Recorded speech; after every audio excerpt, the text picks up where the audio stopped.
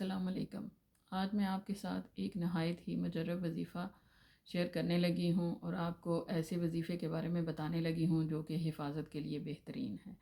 کیونکہ آج کل کے پرفتن دور میں آپ بڑی غیر یقینی صورتحال کا شکار ہیں۔ جب بندہ صبح اٹھ کے باہر نکلتا ہے یا اس کے بچے باہر نکلتے ہیں تو ہر بندہ پریشانی کا شکار ہے کہ وہ خیر و عافیت کے ساتھ واپس لوٹے گا یا نہیں، یا اس کے جو بچے ہیں وہ خیر و عافیت کے ساتھ واپس گھر آئیں گے یا نہیں، یا اپنی مال کی حفاظت کے لیے اگر آپ پریشان ہیں، اپنی گاڑی کے لیے، اپنے گھر کی حفاظت کے لیے آپ پریشان ہیں، تو یہ جو وظیفہ ہے یہ بہت ہی کارگر ہے، کیونکہ اللہ تعالیٰ ہی ہے جو ہمیں ہر قسم کے شر سے اپنی حفظ و امان میں رکھ سکتا ہے، جنات کے شر سے، بری نظر کے شر سے، اور اپنے جو بنائے ہوئے انسان ہیں ان کے شر سے بھی صرف اللہ تعالیٰ ہی ہے جو ہماری بہترین حفاظت کر سکتا ہے، اور وہ ایسا نظام پیدا کر دیتا ہے کہ انسان کو کوئی جو چیز ہے تو وہ اس کو ضرر نہیں پہنچا سکتی۔ تو اس کے لیے 5 صورتیں اور 6 بسم اللہ بہترین عمل ہے۔ قرآن پاک کے آخری پارے میں سورہ کافرون ہے، اس کے بعد سورہ نصر ہے، سورہ فلق ہے،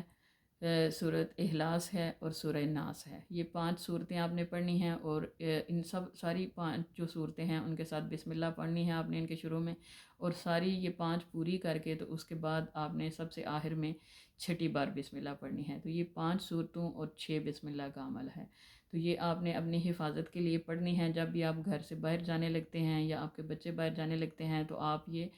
پڑھ کے ان کے اوپر دم کریں، اپنے اوپر دم کریں، اپنے گھر کے اوپر دم کریں،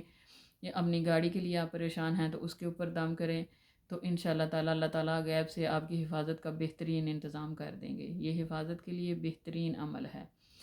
تو اس کے علاوہ آپ وَاللہ خیر حافظ وَهُوَ ارحم الراحمین 1 دفعہ یا 3 دفعہ پڑھ کر دم کر دیں، اور یہ جو آپ نے 5 بسم اللہ اور 6 صورتوں کا عمل ہے اس کے شروع میں بھی 3 بار درود پاک پڑھنا ہے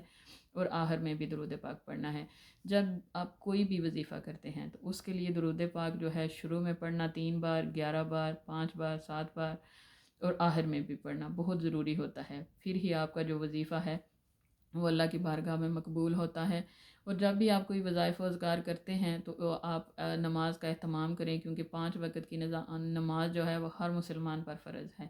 تو اگر آپ نماز پڑھتے ہیں اور کوئی بھی وظیفہ کرتے ہیں تو وہ اللہ تعالیٰ کے حکم سے کارگر ثابت ہوتا ہے، اور وہ جو آپ جس مقصد کے لیے پڑھ رہے ہوتے ہیں وہ پورا ہو جاتا ہے۔ نماز کی پابندی جو ہے وہ بہت ضروری ہے، اور اللہ تعالیٰ کے اس کے علاوہ جو بھی آپ وظیفہ کریں گے، جو صبح شام کے اذکار ہیں وہ اپنے معمولات بنائیں، اور ساتھ جو کوئی بھی آپ اگر وظیفہ کرتے ہیں تو وہ انشاءاللہ تعالیٰ اس کی گارنٹی ہوتی ہے کہ وہ جو ہے وہ ضرور جس مقصد کے لیے آپ پڑھ رہے ہیں وہ اللہ کے حکم سے وہ مقصد جو ہے وہ ضرور پورا ہو جاتا ہے۔ تو یہ 5 صورتیں اور 6 بسم اللہ کا عمل ہے، یہ اپنا معمول بنا لیں۔ آپ صبح اٹھتے ہیں، جب بھی آپ کام کے لیے جاتے ہیں یا آپ کے بچے اسکول کے لیے نکلتے ہیں تو یہ والا عمل کر کے، یہ والی صورتیں پڑھ کے آپ ان کے اوپر دم کر دیا کریں اہتمام کے ساتھ، تاکہ اللہ تعالیٰ انہیں ہر قسم کے شر سے اپنی حفظ و امان میں رکھے، آپ کو اپنی حفظ و امان میں رکھے، اور آپ کا جو گھر بار ہے ہر طرح کی شر سے اسے اپنی حفاظت میں رکھے۔